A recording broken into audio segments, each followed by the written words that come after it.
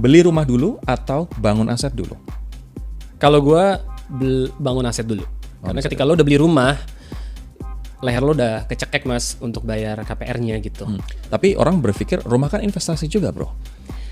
Ini dari pengalaman gue nih, gue 8 tahun, gue alhamdulillah udah bisa lunasin 3 rumah gitu ya. Dan gue sekarang alhamdulillah rumah gue di Singapura juga more than $1 million gitu, bukan rumah gitu, apartemen. Ini gue mau ceritanya lucu, banyak orang kan konten-konten gue lagi di apartemen ya. Orang pada bilang, Mas Dika kok udah kaya tinggalnya di apartemen? Dia bilang, lo search aja apartemen di Singapura berapa kali harganya.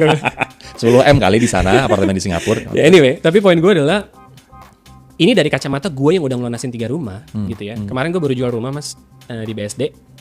Itu waktu gue beli sekitar 8 tahunan lalu 1,6 miliar dolar Singapura tuh 9.810.000. Gue transfer ke Jakarta 160.000 Singapura dolar. Kemarin baru gue jual laku 2,3 miliar. Untung nggak gue? Untung. Kan gue beli 1,6, gue jual 2,3. Ya of course, 800. Tapi 700 ya. Tapi pas gue transfer ke Singapura dolar, masuknya 160.000 juga mas. Oh. Kan makanya dividen investing, apapun investasi di Indonesia, lo harus convert ke dolar juga dong. Kalau lo mata lo sebenarnya untung, apa lo cuma ke bawah inflasi doang? Itu 160.000. Kalau 8 tahun lalu gue masukin ke ETF SPY, duit gue tuh nggak berapa sekarang? Guess. Berapa? About 8 to 9 billion rupiah. Wow. Bukan 2,3 billion. Artinya apa? Opportunity cost atau uang yang hilang ketika gue beli tanah tadi. Itu sebenarnya adalah 8 miliar dikurangi 2,3. True. Berarti hampir ya lumayan kan 5,7 miliar gue kehilangan uang sebenarnya. Ya. Gue nggak untung apa-apa loh 8 tahun. 160.000 balik ke gue lagi 160.000 Singapura dolar lagi. Jadi dan gue pribadi dulu ngerasa bahwa rumah adalah investasi paling aman. Lo harus do your own calculation dibanding dengan market. Market in the last 10 years, market pasar saham secara besar di S&P itu 15% dalam Amerika dolar.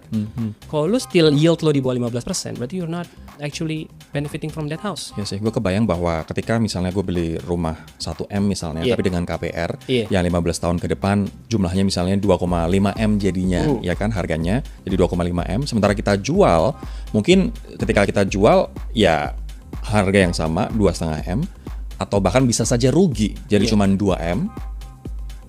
15 tahun. Iya. Itu rugi banget. Rugi banget. Kalau lo masukin ke ETF SPY, that money at least is gonna be double.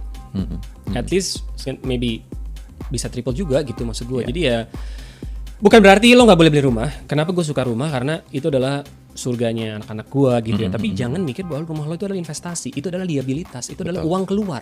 Betul. Jadi lo kalau beli rumah oke, tapi jangan mikir rumah itu adalah investasi. Ya. Tapi yang lebih parah, orang tetap ngontrak, tetap ngekos, tapi duit sisanya kagak diinvestasiin. Wah, itu parah banget.